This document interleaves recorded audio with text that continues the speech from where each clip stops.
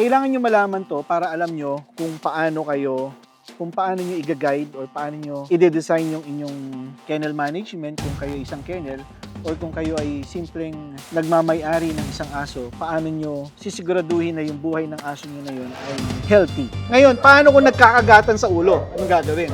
O basta pag may away, makinig kay Michael. Kasi kukunin naman niya yung pinakamalakas eh. Napakahalaga ng calcium sa katawan ng mga puppies kasi lalo na to mga giants. From the moment na pinanganak sila, dito na sa supero to mga to. Kaya yung practices namin na ginagawa, tuwing umaga may paaraw, tapos supero raw dog food, nakuha nitong mga aso na to. Kaya ang katawan magaganda. Pagpalpak ka sa nutrition, bibigay ang kidney ng aso mo, bibigay ang liver ng aso mo. Ang mangyayari sa'yo ay, anong mangyayari? Mamamatay ang aso mo.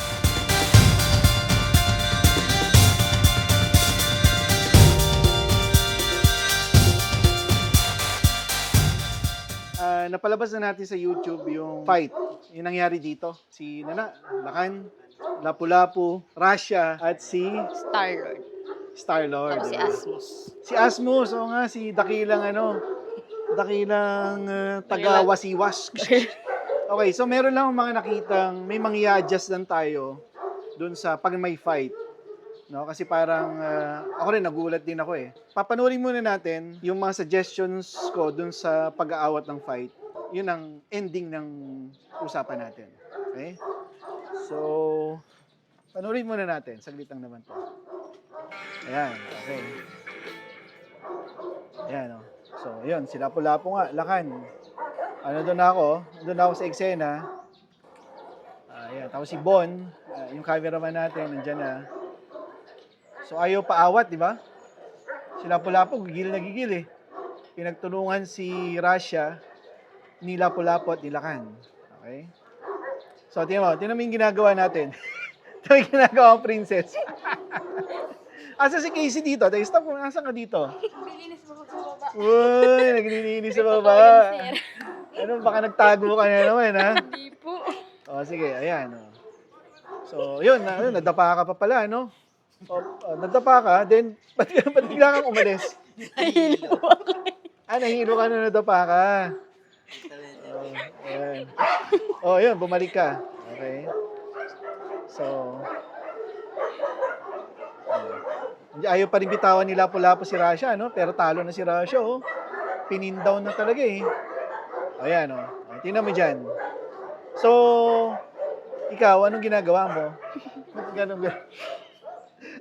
Anong objective mo? Okay, Mali nga po eh. Ayan. Ayun. Tinulungan ka tuloy ni Michael. Nasaan na sila kan dito? Tinali ko na. Nakatali na. Okay. So, ayan. Tingnan nyo ako, hirap na hirap ako dyan. Napakalakas. Sobrang lakas niyan. Oh. Ayan. Kita nyo? Halos wala na akong pwersa, oh. Ayan. Tapos si Michael nandito na. Okay. So, yun lang yung fight. Ayan, oh. Gigil pa rin sila Lapu-Lapu, eh. Gusto pang, kulatain si Russia, eh. Okay. So, yan yung fight. Ikaw, oh. Tama, para, ano nangyari sa'yo? Namatay ka? Hinahapo? Hiningal ako, sir. Hiningal ka. Okay. So, kita naman natin yung fight. Mahirap talaga pag mag-isa, Kel, di ba? Hindi kakayanin ng mag-isa. So, ang gagawin natin, halimbawa, wala ako. Hindi, ako muna ang adjustment ko kasi pag ganun ka-intense na yung fight, hindi na obra stick eh. Ayaw maghiwalay eh, di ba? Kahit hatawin mo yung ulo ng putay na. Hindi maghihiwalay yun eh. Unless sundutin mo. Na mahirap naman timingan kasi ang problema ko nun, ang haba ni Lapu-Lapu, hawak ko yung buntot. So, pag hinila mo dito, may pwersa siya. Ang haba niya, di ba? So, parang wala ka ng pwersa dito pag ihiwalay mo. So, kung mag-isa talaga, mahirap. Ngayon, ang gagawin talaga dapat, hatakin agad.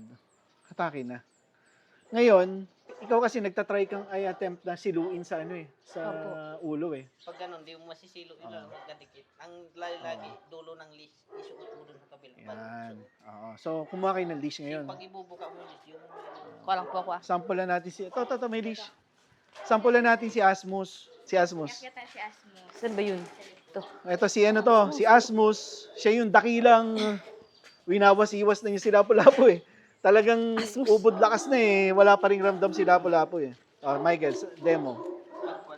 Wag na ganito. Pag di mo masilo yan, lalo pag nakagat. Pag ganito, tapos ilusot mo kung kaya ilusot, di ganun. Tapos saka mo na. Dito. Okay. So, Kasi pag binuka mo, hindi mo man mailulusot sa ulo hindi yan. ba? So, Nagkakagat eh. hindi, teka lang. So, ang recommendation ni Michael ay ito, iikot na ganyan. Total sleep leash naman to. Pwede namang dito ilusot. So, sleep leash pa rin siya, nakasakal. Ngayon, paano kung nagkakagatan sa ulo? Anong gagawin? Dito. Ayan, okay. So, tama yun. Pag nagkakagatan sa ulo, ang silo, eto kasi, pag wala kang dalang leash, talagang sa buntot, di ba? Hatakin mo. Pero pag may leash ka, dito mo sisiluin. Ganun pa rin. Same sistema. Ayan. Then, mas may puwersa to pag hinatak mo dito. Tama? So, ganun ang gagawin natin. Para minimize yung tapos, di ba, nahatak na, bawal matulala, ha? Talian dito. Pag hanap ka kaagad ng matibay-tibay na poste, talagang hatakin. Ngayon, kung tatlo kayo nandito, dalawa kayo magtulong sa leash na maghahatak. Tapos si Michael dun sa isa. Okay? Okay po. So, ganyan ang tsura. Pakita natin to. Ayan, ganyan. Hindi naman mapipilay. Di ba? Lahat ng away, ganito ang gawa natin, eh. Dito, pag may pagkakataon, pero pag wala, dito. Mas safe dito, no? Kesa dito. Okay? So, kalimutan nyo na yung stick pag ganung away. Talagang pag bumaon na tapos ginanon-ganon na, wala na. Tali na yun. Stick, yung ginawa ko na clap, pwede pa yung pag yung magsisimula pa lang. Pero pag gumanon-ganon na, wala na. Okay? Okay po. So, damage. Damage report. Anong damage? Malaki? Hindi naman. Ano lang? Paggasgas lang po. Gas-gas lang. Silakan sa ganito. Meron din sila kan. Gas-gas lang din Sinong po. dumali kila kan? Sila. Si Rasha din. Okay. Sila pula po, anong damage? Wala po. Walang damage. Aba, magaling talaga tong sila pula po. Okay. So, yun ang ating topic. Galing. Meron ka pang pro tips sa pag-aawat si Michael? Pagkuhan, huwag mong taranta. Kasi minsan doon natataranta. Sino? Sila. Hindi nila alam kung ano yung gagawin. O basta pag may away, Relax lang. makinig kayo kay Michael. Kasi kukunin naman niya yung pinakamalakas eh. So sa kanya yung pinakamalakas, tapos doon kayo sa kabila. Okay po. Pero sir, ang galing ni ate kanina. Bakit? Tala, tapos si Chico nag-away, pinalakpakan lang po niya. Tapos Yan, ano niya? nag-away din po si Pyongyang, tapos si Laban. Kanina po, pinalakpakan lang din po siya. Ano nangyari? Nag-away? Naghiwalay po. Naghiwalay. Sila kantsaka si Pyong yan, nagtirahan na naman. Opo, diyan po sa kulungan ni Dili. Paano po? Gwapo nung kulungan ni Pyongyang, pinuntahan ni ano? Okay. Nilakan. Okay. Yung checklist ko nasan? Okay, so una, nakikita niyo yung gate dito na ginagawa. Pag natapos yan, at kapag assuming selyado na lahat ng mga lulusutan nitong mga asong gubat, tuwing gabi sarado yon. Then sarado din to, ang asong gubat tsaka Belgian dyan lang. Para hindi sila pumupunta doon. Nag-iingay ito malalaki. Pag naglalaro na dyan yung mga Belgian tsaka itong mga asong gubat, ang iingay ng malalaki. O, yun na. Ganun. So, dito. Tingin ko makakapasok pa sila eh. Opo, doon po sir, oh. Pero kasi tandahan pa yan. Ayusin pa. Pero pwede na natin i-dry run na nakasara to para wala nang tumatambay dito na asong gubat. Okay po. Dito na lang muna sila. Gagawa naman natin sila ng bahay dito somewhere. Ha? Then, ba't ko nga ba pinakuha itong checklist? So, nag-adjust tayo ng pagkain, no?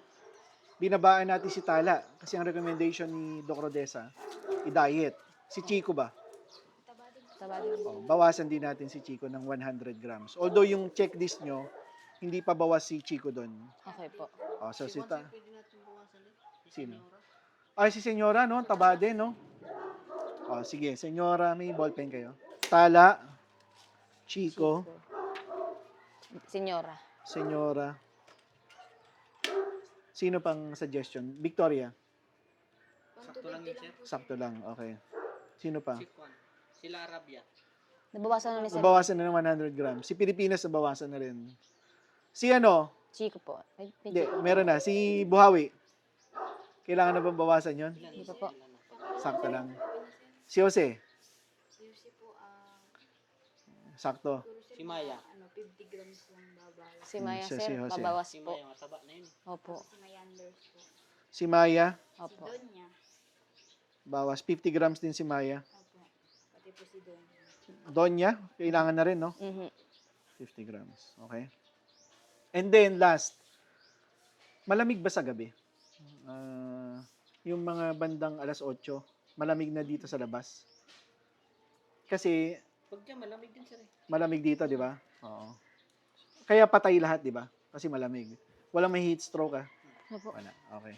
Titignan mo naman, dito ka naman natutulog. Okay. So, yan lang. Si Hiraya, anong tawag dito? Ilan na nakain niya? Wala pa ngayong araw. Kanina. Kaya po, ma'am. Ilan? 650 po. 650. So, tataas natin, tataas hanggat kaya niya, no? Bombahin natin. Okay? So, exempted siya sa sa diet kasi habulin natin yung laki niya. Bumalik siya sa dati. Si Kim, si John Wick, malaki na no? Opo. Hindi ko na po nakikita yung ribs niya. Oo. Pero, maintain lang natin. Si Kim, Si Kim po. Si Kim parang ganoon talaga ang ano ng katawan niya. naubos niya yung 2.2 eh. Opo, yung hormone. Kumakain din siya ng Sunday. Opo. Pati po si John Wick. Pero minsan sir, di sila nakakaubos ng Sundays. Gawin mong 2.3 si... Pwede pa ba? Kaya pa ba ni Kim? Baka hindi na, Sir. 2.2 talaga. Minsan Hindi, okay, po yung ganito. 2.2, inaano niya. 2.2 kilos per day. Then, pag naubos na niya yung Sunday na allocation niya, sabihan niyo ako. Although makikita ko rin, baka lang busy ako, hindi ko makita. Pag naubos na rin niya yung Sunday, tsaka tayo magdadagdag. Okay po. So, pag naubos na niya lahat.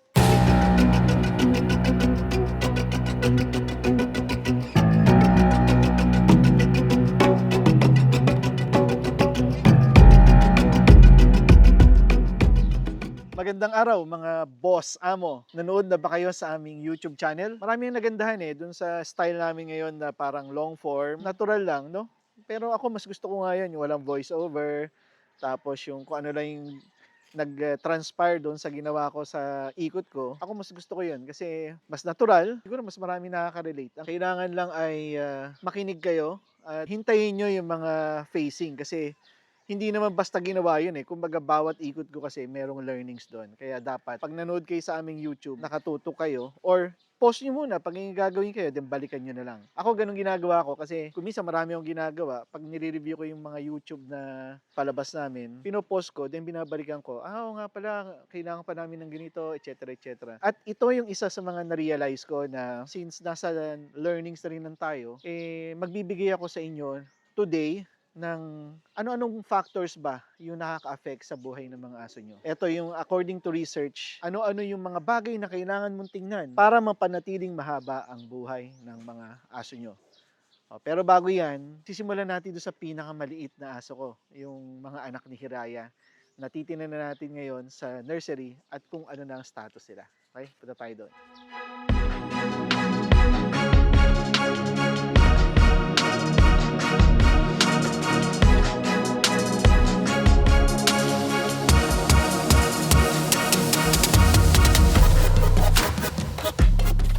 Okay, ito, mamaya na to. Itong tatlong mga to, mamaya natin i-discuss yan.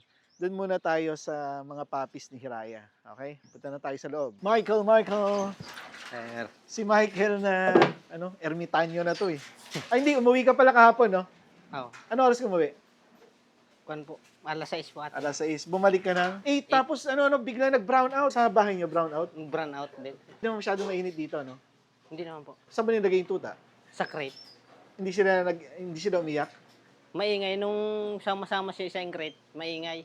Hindi, pinahinati ko. Pinagay ko sa So naiinitan sila. So, gano'n mga boss wala naman tayong generator dito sa Supero. Meron kami generator pala pero nasira na. Ayoko na rin pagawa kasi mahal ng gasolina eh. Kaya ang ginawa ko, sabi ko kay Michael, mga 12:30 yun, no? Mm. Sabi ko, ilagay na sa crates kasi pag sa incubator, masosuffocate yun. Ang Pilipinas naman, conducive din sa kanila dahil hindi ganun kalamig. Hindi rin naman ganun kainit dito sa Supero kasi maraming puno. Kaya nakasurvive kami. Nagkakuryente around Mga 4 na ata yun, sir. 4 ba? Oo. Ano ba yun? Dahil kaya yun sa ano? Sa wala na tayong supply ng gasolina o diesel. So, mamaya na si Raya, puntahan natin yung mga tuta. Eto, bigyan na natin ng close-up to. Kel, ano mga to? Hawakan mo lang dito sa side yan. So, ito na yung mga tuta. 1, 2, 3. Ba't biblink-blink? Building. 1, 2, 3, 4, 5, 6, 7, 8, 9, 10. Okay, 10 na lang sila mga boss kasi yung pinakamaliit, wala na. Nag-expire na. Given naman yon kasi sobrang liit niya tsaka sobrang hina nung nilabas. Hindi talaga siya pinalad. Kumbaga, ganun talaga, survival of the fittest. Pero nakikita nyo dito, tingnan nyo kung gaano ka-active yan. No? Ito, meron lang 2 tolongges. Lagi yan. Ito yung pinakauna. Oo, yan. Ito, ito yung pinakaunang papi. Ito yung nakita ko na lang na pinapadede ni Hiraya. Ayan, oh. Ang gwapo, ang laki ng ulo. Ang laki-laki ng ulo. Tingnan natin kung maganda mag-heal yung kanilang... Ayan, yung pusod, okay din yung healing. Yan ang titinan nyo dito kasi pag gumagapang sila, nai-scratch yung belly nila dito.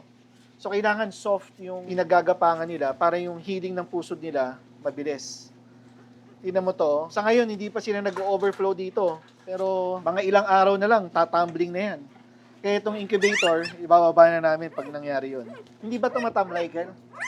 Ganun lang talaga. Hindi lagi ito, sir. Lagi yan, ganyan. So parang yung Yung isang kapatid ni Bulldozer, oo. laging tulog. Pero malakas dumede. Walang mahinang dumede dito. Tsaka titignan nyo yung kakapain nyo to. Pag parang gitara yan Pag gumaganong-ganon yung pagkapa nyo, payat. Pero ito, sakto lang ang katawan. Hindi payat, hindi mataba. Ang ingay No, puro itim, puro itim. Kailan na nga pinanganak to, Ken? 7, sir. Ng 7. April 7. Ano na ngayon? 13. 13. So, pwede na natin ipa-aircraft ng bukas or sa isang araw. Tingin mo, okay ng health? Malakas? Kaya, no? Kausapin ko si Eros. Aircraft na natin. Isang linggo na sila. Isang linggo naman na yan ang ganyan ng ganyan ng tuta na healthy, yung maiingay. Ikaw, pangit ang tenga mo, kaya dapat putulin. Ito.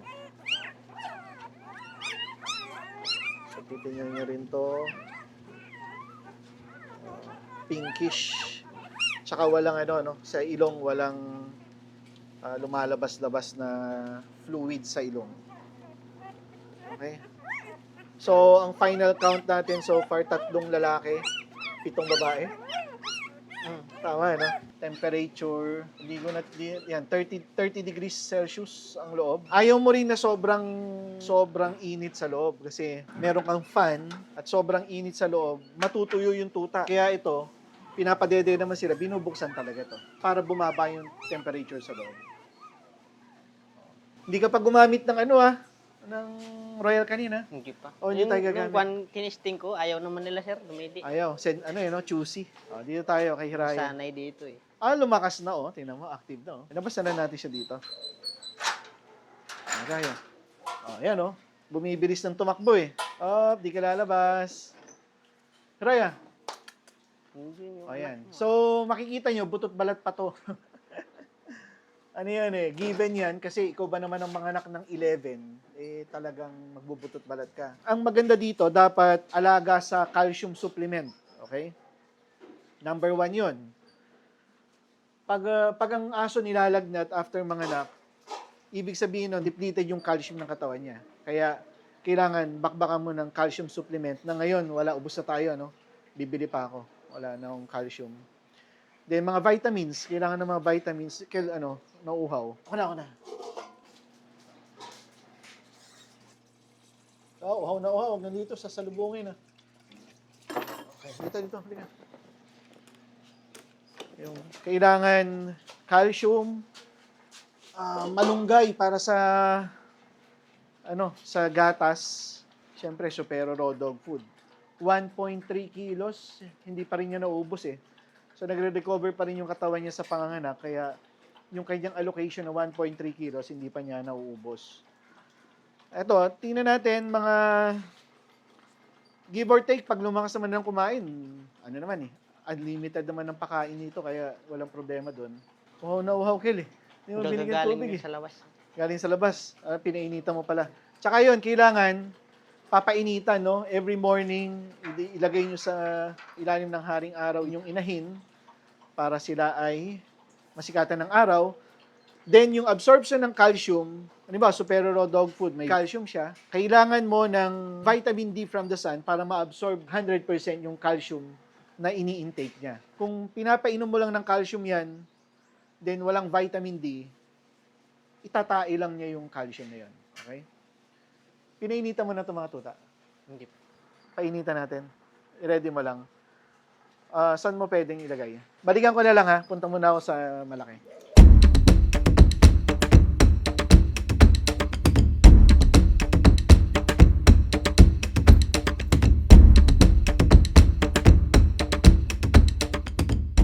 Tuta ni kuya, no? Ang lalaki na, oh. Ito, kagaya nito, from the moment na pinanganak sila, dito na sa Supero to mga to. Kaya yung practices namin na ginagawa, like tuwing umaga may paaraw, tapos Supero Raw Dog Food, nakuha nitong mga aso na to. Kaya ang katawan magaganda. Ito lang tong Kangal, ayan oh, loko-loko eh. Ayan oh, sira yung tenga eh, oh, namamaga. Kasi naipit, sumusuksok sa steel matting yung ulo, ayun, naipit siya. Pero okay naman to mga to. Wala nang garapata to, Kel? Sure? Tignan natin kung may garapata. Wag yan. Tsaka yung mga aso, dapat bata pa lang na check nyo na to. Nasasanay siya na hinahawakan yung po para hindi kayo mahirapan paglaki. Parang basagulero tong Kangal eh. Ang daming tama eh. Okay, wala na nga to. Ano? Mamayang 10 a.m.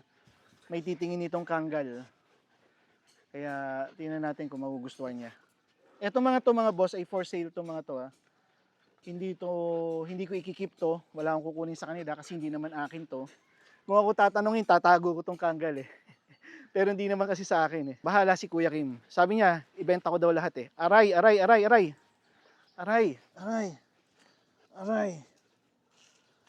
Oh. Patakbuhin natin sana dito, no? Nakatali ba lahat ng asong gubat?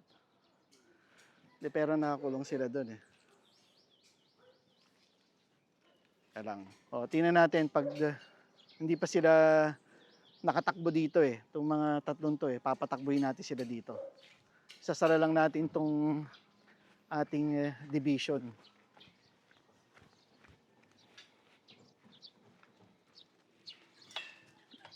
Ayan. Kel, pakawalan natin to muna. Mamaya na yung mga tuta. Yun o, linis ah. Dilaw pala kulay niyan.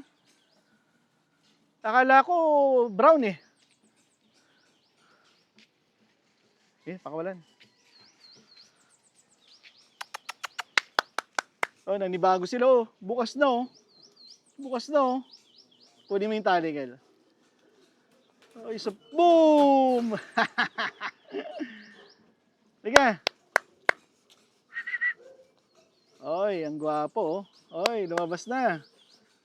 Ah. Ano? Ayun. Oh, yan. Laro. Kaya tanggalin mo yung mga plastic.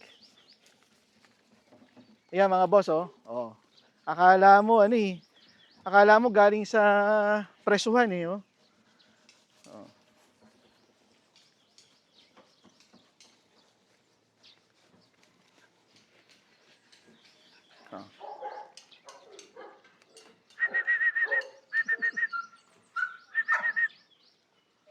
Oh. Ayos. So ito yung kanilang first time sa mas malaking playground. At nakikita nyo, in-explore nila yung paligid. Sabi nila, uy, bagong mundo to ah. Hindi na kami nakakulong lang sa sa maliit na cage. O, yan, si Rowa. Si Rowa agad.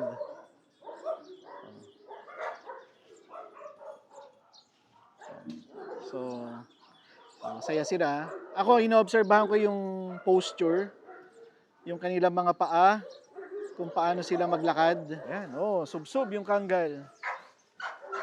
Ayan. So, okay naman. Maganda yung kanilang, itong Kangal, laki ng ng paa sa harap. O, si Rowa, mukhang, din kayo pusa killer din kayo Oy, gising ka na pala. Good morning. Dito lang si Daddy ha.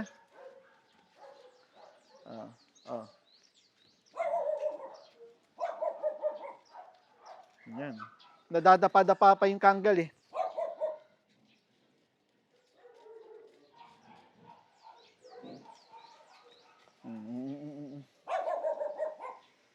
Ay, paiihi pa.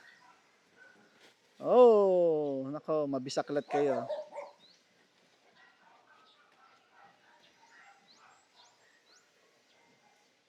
Tama, pag napapagod talaga yung Kangal, siya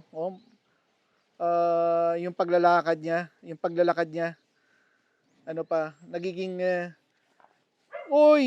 nagiging weak yung posture niya kapag napagod na siya maglakad eh. Nadudulas-dulas pa Ayan ang importansya, kaya kailangan at early age, 3 months, kasi 3 months is 3 ng vaccine yan. Pwede na silang pakawalan sa bigger ground kasi mas mataas na yung immunity nila. Ayan ayan, mga asong gubat.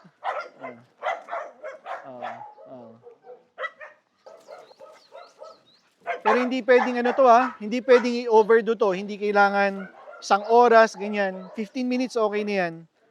Kasi baka mabugbog yung kanilang katawan eh. Oy, wag kayo dyan.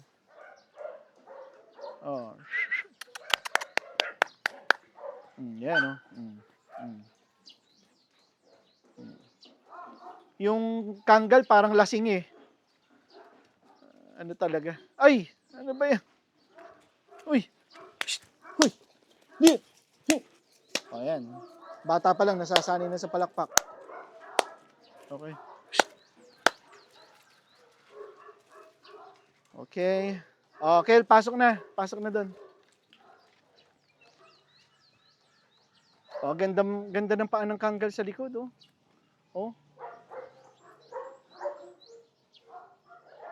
alam nila tunog ng pagkain.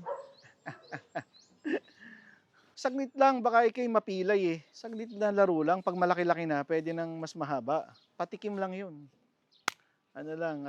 Trailer. Kasya pa dyan, Kel. Yan mga boss Day 6. 6 years old, kasya pa dito sa maliit na planggana. Ito yung sinasabi ko na pag magandang araw, kailangan nilang mababad sa araw at early age. Ang diet nila is rich in calcium. So para ma-absorb ng katawan nila yung calcium, kailangan nila ng vitamin D from the sun. So ito yun. Subukan mo.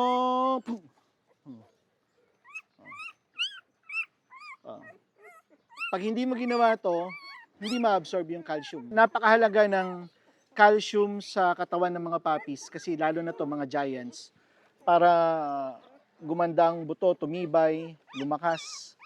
Yun ang mga kailangan. And then, etong mga asong gubat na to, then etong outside environment, merong mga dito, di ba? Merong mga parvo, distemper, lepto. Yung mga yan naman is airborne yan eh. So, hindi ko ibig sabihin meron dito sa kennel, pero yan is hindi natin nakikita na maaaring present na kung saan.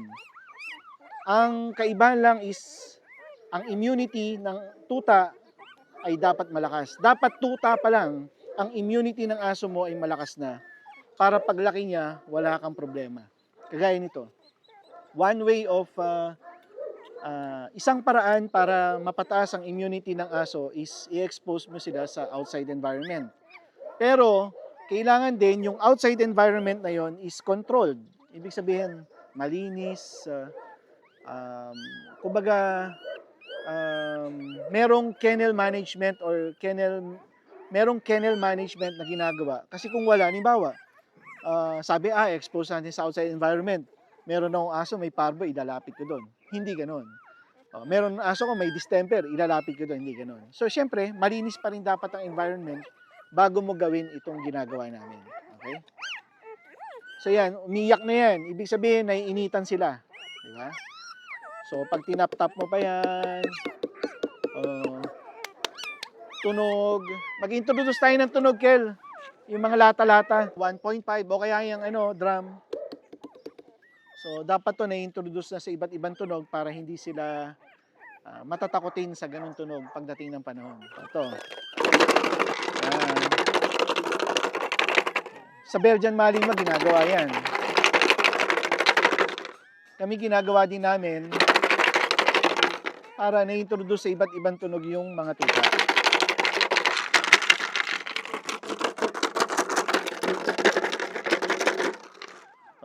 Si Bulldozer, saan ba takot si Bulldozer? Takot sa sasakyan. Hindi, ano yung sasakyan naman? Ano lang yun?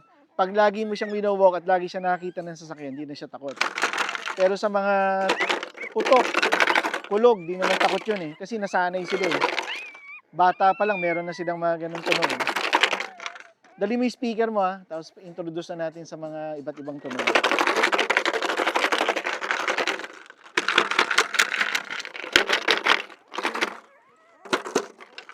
Okay. Ang gaganda ang lalapad ng ulo eh.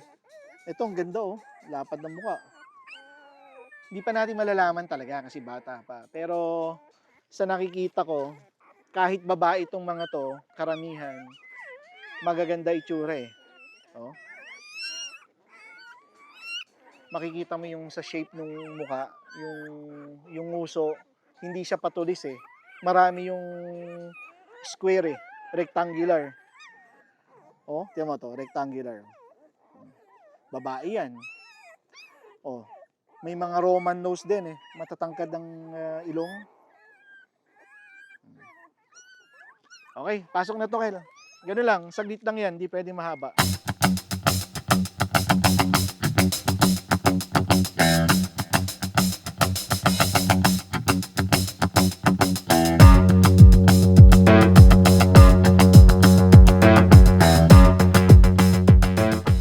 Sinasabi ko bakit magulo pa sa Supero. Kasi gumagawa kami ng internal fence ang tawag dito. Yan, malaki yan. So, para saan itong internal fence na to? Ito, ginawa namin para dito sa left side hanggang sa kabuuan, ito yung galaan ng aso. Then itong right side, yung loob nito, na nandito yung gazebo, tsaka dome namin, at tsaka may mga ilalagay pa kami dyan, yan ay para sa human. Okay? Para pag may bisita ako, hindi kung saan-saan ko nilalagay yung bisita ko. Meron na talagang lugar for visitors na dito sa loob. Okay? Ito, pipinturahan pa to. Ayan. Ito yung old steel matting ko na nandun sa run. Alangan naman itapon ko siya or ipagbenta, pwede ko naman magamit ulit. So, recycle to. Then, yung mga tubo, ito yung improvement. Kasi yung tubo dati, yung mga pinakontrata ko nun, yung wala ka pang alam sa mundo, na, magpapagawa ako ng run, tapos gusto ko ganito karami. Tapos, bibigyan ka ng quotation. Sabihin mo, ang mahal naman, sasabihin sa'yo nung gagawa. Hindi, yun, makakapal ang tubo. Yung pala, nung marunong na ako sa construction, yung tubong ginamit, mga schedule 20 lang, yung maninipis, yung pang scaffolding. So, ang bilis na sira, di ba? Tapos, i-charge ka ng malaki. Ganun. So, tapos na ako doon. Kaya ang ginawa ko, kumuha ko ng sarili kong mga tao na sila ang gagawa. At schedule 40 ang ginamit ko para pang matagalan. Okay? So, yan, ito, pa yan? Kikinisin, papalitadahan. Okay, papalitadahan yan. Then yung bandang loob ay ila-landscape, lalagyan ng mga upuan. Yan, di ba? Maraming gagawin. Kaya ganito pa yan, pangit pa. Pero, yun nga, mag-i-improve naman yan eh. At ito si Ka-Ice. Ka-Ice! Ayan, oh. Shout out ulit. Ay, shoutout sa inyo mga boss Oma. Boss Oma. Oh, may bago ah. At yung mga vlog niya is, ano, di ba? Inspirational, no? Oh, inspirational. Hawakan kami, Mike. Bigyan mo kami ng isang inspirational na content. Yung napapanahon, yung may crisis ngayon. So, ano maganda? Maganda ngayon pag total, nasa batas eh. Kapag maliligo tayo, kailangan nakakapote na. Bawal doon, nakahubad eh. Di ba pinaghuhuli yung mga, no? Anong masasabi mo dun? Sabi ko doon, pinagtatakpan lang nila yung mga issue ng gobyerno talaga eh. Sige, bigyan mo ako ng yung content mo mismo. Diba, halimbawa, wala ako dito. Paano mo sasabihin yun sa content mo? Ayan. Balikan natin siya. Pag-isip. Maganda yun Isipin mo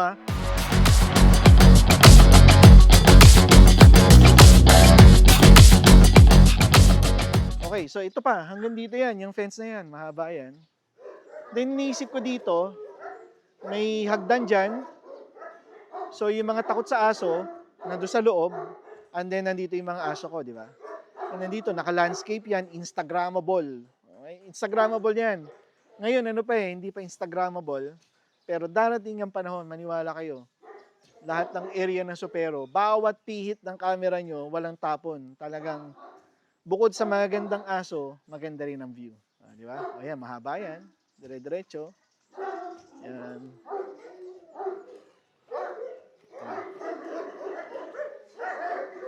Dito, yan. So, dito muna. Ito dati yung Supero Nandito dati yung Supero na letters, yan R yan. Supero nandito. Parang lang yan, Skyway. No? Maganda yung Supero o maganda yung isang monumento, kaya nga lang tatamaan ng daan, tinanggal.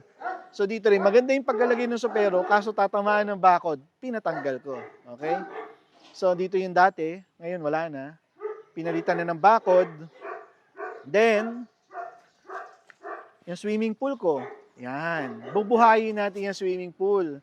Yung swimming pool na yan, pantao yan pwedeng maligo dyan. Pwede kayong mag-book ng overnight. Di ba la? Hindi pwede, irereklamo tayo ng kapitbahay sa ingay. Pero, yung swimming pool ko, bubuhayin natin, papagandahin natin, lalagyan natin ng mga upuan, at lalagyan natin ng landscape, okay? Aquascape, lalagyan natin yung buong area na yan. Kaya, exciting yung mangyayari sa Supero. Dito tayo. Ito yung dulo. Yan. Then dito may pinto. Yung lock na yan, papunta yan sa loob.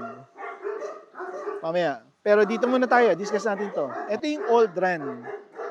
At dito yung nagaganap yung mga pagpapakilala namin sa mga aso. Ito tatanggalin na to. Mawawala yung kahit anumang bahid na meron yan. Dahil itong buong area na to, magiging laruan na ng mga aso. Okay? Kinuha ko sa kanila yung area na yon, hindi sila pwedeng pumasok doon, pero pinalitan ko naman ng mas malawak na area. Okay? Kaya pa rin tayo, win-win pa rin tayo. At yan lang yung part 1, may part 2 pa na, tsaka na natin di-discuss, mawawalan kami ng content At tsaka matagal pa yung part 2. Surprise na lang yun. So, ila-landscape din to, tapos magdadagdag ng puno, magdadagdag ng frog grass, at kung ano pa idadagdag. Okay? Dito tayo.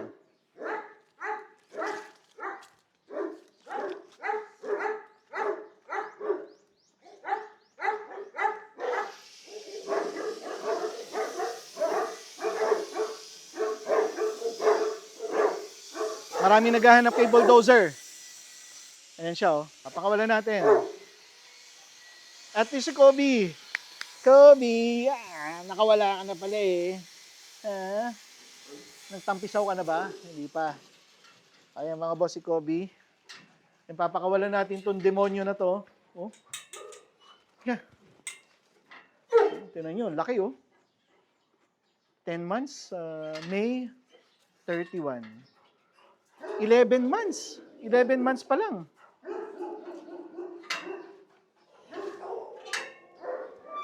Kaya, guwapo. Bait pa. Ito yung mga, di ba meron akong anak ni Hiraya. Ganito ang mga quality nun. Tingnan yung paa, Ganda ng paa, Straight. Oh, ganda ng ulo. Oh, yan o. Lakad. O, di ka, susunod sa akin to eh. Close sa akin to eh. Oy, uminom agad. Baka against the light ka. Oh, huwag mo upakan si Kobe ha. Di ka. Di ka. Psst, uy! Ayan. Dito, dito. Dozer. Di ka. Ayan. Oh. Ayan. Oo naman, no? 11 months, pre. Liga, liga. Yo.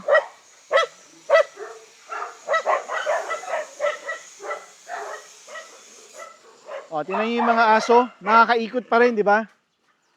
O, nakakaikot sila. Mas maganda yung flow eh. Liga. Dozer.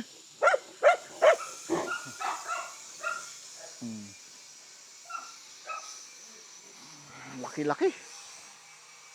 Oh, ano?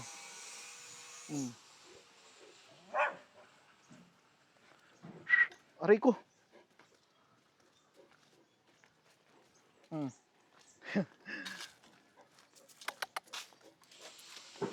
Ito kasi si Bulldozer, lumaki sa akin yan eh. Lagi kong nilalabas, lagi kong kasama. Kaya attach sa akin. Kaya madaling tawagin. Di ka? Tatae. Ano, hindi mo tae yan. Oh. Di ba? Ganun ang aso pag na-attach sa'yo. Ano, susunod. Kaya nito, napakabait. Ito ang temperament na gusto ko. Ayun, pumunta siya doon. O, dyan yan nalusot eh, sa mga hukay eh. O, tingnan natin kung lulusot. O, halika. Ito tayo dito.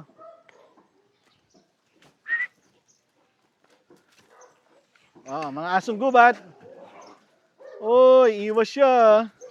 Tatapang talaga ng mga to eh. Ano asmus? Ha? Huh? Ika.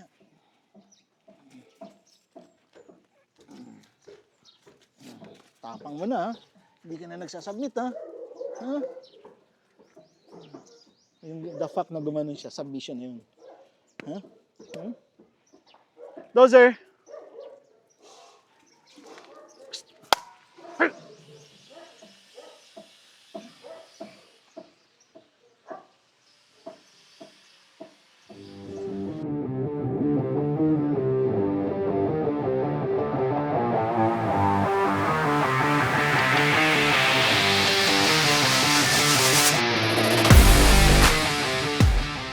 So, lalabas natin yung mga matatanda at nakalabas na si Bulldozer. Si Dilim muna kasi kaaway niya yun. Tingnan natin kung mag-aaway sila.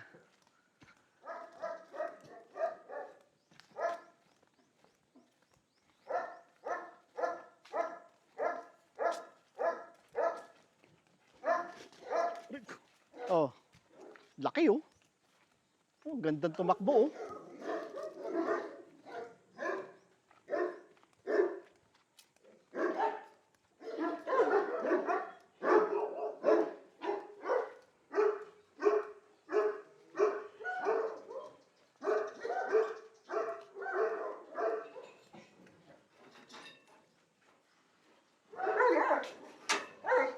Papakawalan natin si Dilim. So si Dilim, nung diniscuss ko, di ba?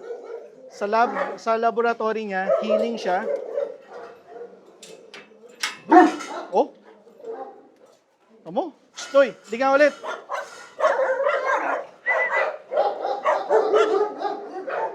O, di ba? Pinupuntahan niya si Dilim.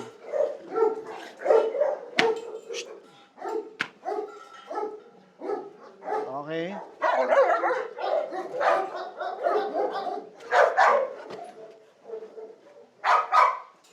Inaaway ka ni, ano, Bulldozer? Ha?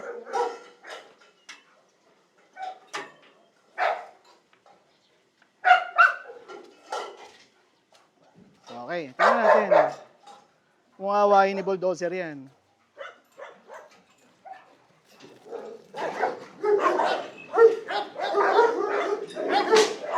Shh! Pasok.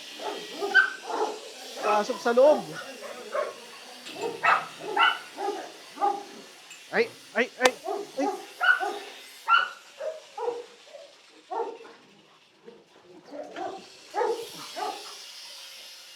Ano? No? Hmm?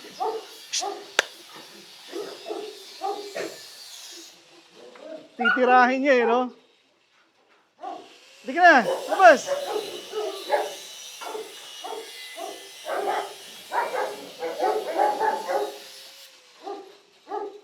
O, Dilim, mali ka. Mali ka. Labas. Ayaw niya. O, sabi kasi ni Dilim, ano pa ako eh, paralyzed pa ako eh, hindi pa ako pwede. O. Closer, pasok. Closer.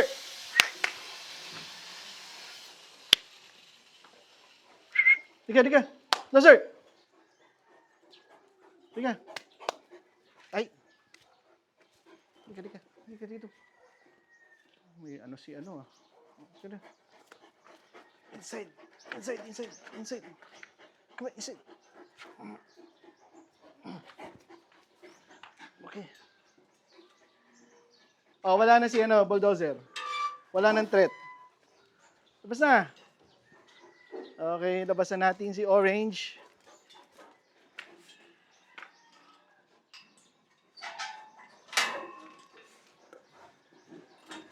Excited. Kita niyo yun? Isang damba lang niya.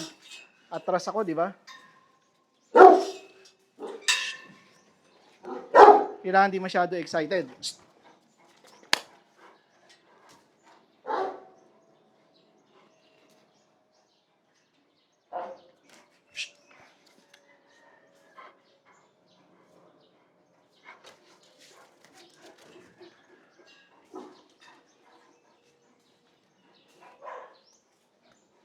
Dito, hindi kasama to. Si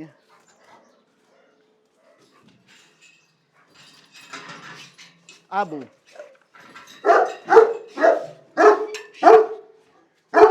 Shh.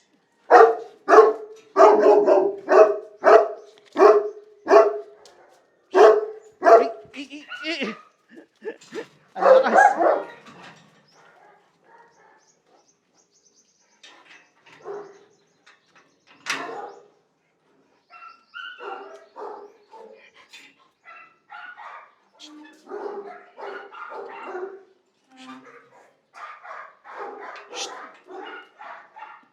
Sit.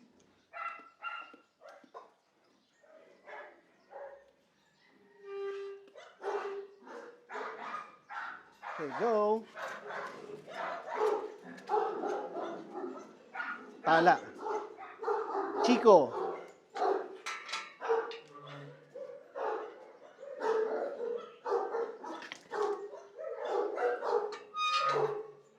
Sit. Sit.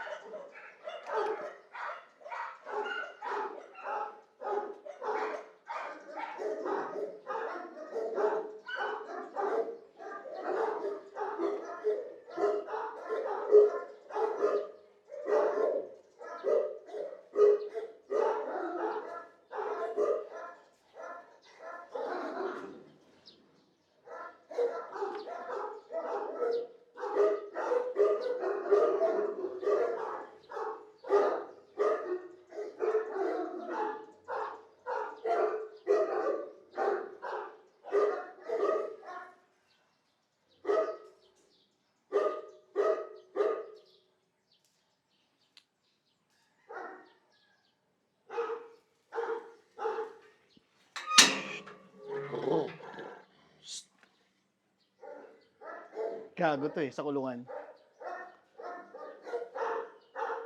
Sit ka muna, boy.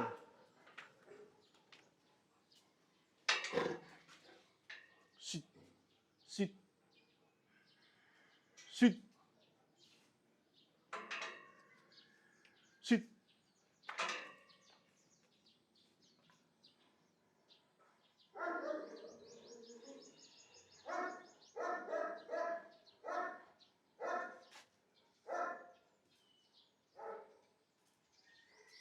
Ito yung mga ano kaya, mga kumbaga ito yung pinalaki ng magulang na nasa abroad. Mga bigay hilig. Ito yung mga unang batch ng Caucasian ko eh.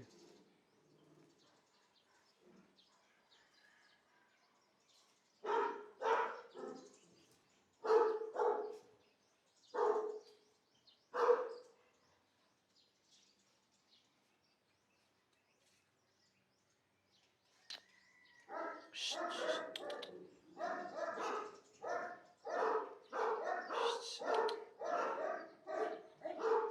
Sit. Sit. Tigas ulo eh.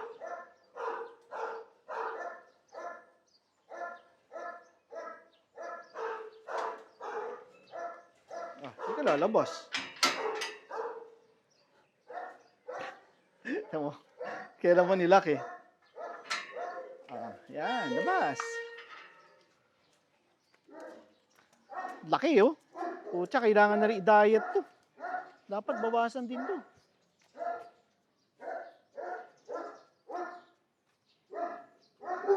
Pwede pa. Okay, sino pa? Pwede isama si Mayumi. Sama natin si Mayumi.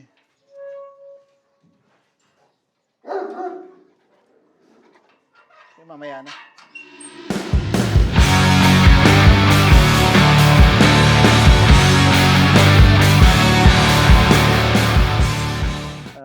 Dami nangyari ngayong araw, no? Pero ang gusto ko lang parating sa mga manonood ng Supero ay napakahalaga nito kasi kailangan nyo itong i-internalize. Ito yung mga factors na nakakaapekto sa health ng aso nyo. Kailangan nyo malaman to para alam nyo kung paano nyo i-guide or paano nyo i-design yung inyong kennel management kung kayo isang kennel or kung kayo ay simpleng nagmamay-ari ng isang aso, paano nyo sisiguraduhin na yung buhay ng aso nyo na yun ay healthy. Ang akala siguro ng lahat, porke pinapavet mo ang aso mo, yun na yung pinakamahalagang parte ng pag-aaso. Well, in fact, kapag titignan mo mga research, ang vet care ay nasa 10% lang ng pangangailangan ng aso mo. Hindi ko nilalang na parang lang, pero 10% siya. Malaking portion din siya, pero hindi siya ang majority. Pangalawa is yung lifestyle. 10% ng buhay ng aso mo ay kailangan maayos ang lifestyle. Ibig sabihin, nakakapaglakad ba siya? Nakakapag-explore ba siya? Kung lagi siyang nakakulong, then yung 10% na yun ay nawawala. Pero kung lagi mo siyang dinadala for a walk at may bonding kayo, then panalo kayo. Meron kayong additional 10%. Kung nagpapavet ka, check, 10%. Kung merong magandang lifestyle ang aso mo, then check, meron kang another 10%. So 20% pa lang yun, meron pang 80%. Pangatlo ay yung environment. Okay? Napakahalagang factor niyan. At ang environment ay 10% ng health ng aso mo. Kung ang environment ng aso mo ay laging nakakulong, mainit, tapos lagi siya nababasa sa ulan, o kaya kung hindi man siya nakakulong, kung nakakadena lagi ang aso mo, as in wala siyang buhay kundi nakakadena lang siya, then yung aso mo ay stress. Pag ang aso mo ay stress, you lose 10%. Okay? Environment. Yan ang environment. Halimbawa pa ng environment, gusto mong iwalk yung aso mo, pero paglabas niya, yung kapitbahay mo may parbo, yung isang kapitbahay mo may distemper, tapos puro pupo ng aso sa daan, then hindi perfect yung environment para sa kanya. Chances are, pwede siyang mahawaan ng sakit. Pang-apat, isulat nyo na itong pang-apat, genetics, napakahalaga ng genetics. 20% yan ng overall, 20% yan ng overall health ng aso mo. Halimbawa, perfect ka, vet care, check. Lifestyle, check. Environment, check. Pero yung palang genetics ng aso mo ay mahina. Let's say prone siya sa kumbaga kung giant dog siya, prone siya sa dysplasia. Okay.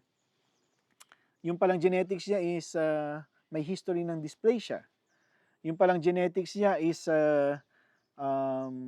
tawag dito, ano pa bang mga sakit na mga ano. Well, ang alam ko lang is dysplasia, patellar, hip dysplasia, yung mga yan. Kasi yan lang naman yung karaniwang sakit ng mga giant dogs ko. Halimbawa ay hindi ko na alam kung ano pa yung mga i-research nyo na lang kung ano pang mga genetic related issues na pwedeng meron ng aso nyo. So halimbawa ay Melvin meron ng ano yung aso ko is merong history ng hip dysplasia. Okay. Tanong, meron bang dysplasia ngayon yung aso mo? Wala. Okay. Kung wala namang hip dysplasia yung aso mo, pero yun lang line age niya ay mayroong history ng hip dysplasia. Therefore, carrier siya. Hindi siya talaga main problem ng aso mo. Lastly, ang pinakamalaking part, so kung titignan natin, i-recap natin, vet care 10%, lifestyle 10%, environment 10%, then genes ay 20%, that is already 50% of the overall health ng aso mo. Ano ngayon yung 50%? Ang 50% mga boss ay nutrition. Yan. So napakalaking parte ng buhay ng aso mo ay kung ano yung pinapakain mo sa kanya or kung ano man yung pinapalaklak mo sa kanya na gamot. Ako, with my 10 years, since 2016 na supero, no? With my 10 years of experience, ang dami ko nang namatay na aso. Ang dami kong buhay na aso na nandito pa since 2016. Nandito pa sa akin. At masasabi ko na itong 5 na sinasabi ko na mga parameters, kailangan mo talagang makuha yung balanse nito. Which is, halimbawa, Supero Way is 50% nutrition. Doon pumapasok yung Supero Raw Dog Food. Yung pakain namin na raw meat sa mga aso namin na kami ang gumawa, kami ang nag-formulate. At makikita nyo naman, si Tala, si Dilim, na pinakita namin last vlog yung kanilang 2 vlogs ago, yung kanilang health, considering sila ay 10 years old. So lumalabas doon at karamihan kasi at 10 years old, sira ng kidney, sira ng liver. Pero itong mga aso ko at 10 years old ay okay pa sila. Matanda, yes, mahina, mabagal kumilos, nagmumuta, pero yung laboratory test results nila ay magaganda. Saan kami pumalpak sa Supero? Okay? Kung titignan mo to, vet care, meron kami. May Doc Nicer kami, meron kaming Doc Rodessa. Marami kaming vet kasi marami kaming kaibigan na vet. Sa lifestyle, may lifestyle yung aso ko. Nakakapaglaro, nakakapag-walk, nakakalabas, okay siya. Environment, okay din. Magandang environment. Genes, alam niyo naman kung sinong aso ko yung may gene problem, like sila Chico, genetic problem yan. So, kaya hindi ko na sila binibreed, di ba? And then nutrition, Supero Raw Dog Food. Saan kami nag-fail sa 5 parameters na to? Dito kami nag-fail sa environment, okay? Part ng environment is papanatilihin mo na wala kang sakit na nanggagaling from the outside, like leptospirosis, meron kami yan. Blood parasite, galing sa garapata. O yan, yan 2 sakit na yan ang tumatama sa Supero. Okay? Na ngayon naman, with our new management, with our new kennel practices, ay naayos na namin. May checklist na kami na kung saan nare-review ko kung sino ang mahinang aso, kung sino ang... At maraming parameters doon na diniscuss namin sa mga vlogs namin. Naka-list down lahat ng parameters na kailangan para yung parameters na yun ang way of life ng mga dog keepers ko. Yun ang way of life ko na kapag tinignan mo yun at isa doon sumablay, then we have a problem. Okay, di ba? Kaya nakontrol na namin yung garapata. Imagine niyo 2 vlogs ago, meron kaming na-spot na garapata. Pero ngayon, nung nakita namin yung problema, wala na kaming garapata ngayon. So ano yan, hindi naman yan 100%, but makikita mo naman na wala na, pag umiikot ako, wala na akong nakikitang garapata. At the same time, yung blood test result ng mga aso na nakitaan ng garapata ay wala namang sign of infection. Okay? So doon lang kami nag-fail. Ngayon, para sa mga followers, sa mga subscribers na nakarating sa part ng video na to, at gusto niyo makakuha ng kopya ng checklist, mag-comment lang kayo sa comment section ng checklist at ipapadala ko sa inyo ang copy ng checklist na ginagamit namin para magamit nyo rin sa mga kennels at sa mga aso ninyo. Okay? So tandaan natin to, nutrition, genes, nutrition is 50%, genes is 20%, environment is 10%, lifestyle is 10%, and vet care is 10%. O halimbawa, palpak ka sa nutrition, ano mangyayari sa'yo? Pag palpak ka sa nutrition, bibigay ang kidney ng aso mo, bibigay ang liver ng aso mo, ang mangyayari sa'yo ay, ano mangyayari? Mamamatay ang aso mo. Halimbawa, boss, wala akong pang-pavet. As long as yung lifestyle, environment, and genes and nutrition ng aso mo ay maganda, very seldom kang very seldom kang nangangailangan ng veterinaryo. In fact, noong wala pa kaming blood parasite, si Doc Nicer pumupunta lang sa amin pag nag-annual vaccine. Ganun lang kadalas. So, naging suki lang ako ng vet nung nag-fail kami sa environment. Okay? So, pakitandaan yan mga boss amo kung gusto niyo makakuha ng pie chart ng 5 health factors that affecting your dog. Sabihan niyo ako. Comment lang kayo ng factors. Yan. Mag-comment kayo ng factors. Ipapadala ko sa inyo yung pie chart para ma-remind kayo sa vlog namin today. Okay? Yun lang at maraming salamat.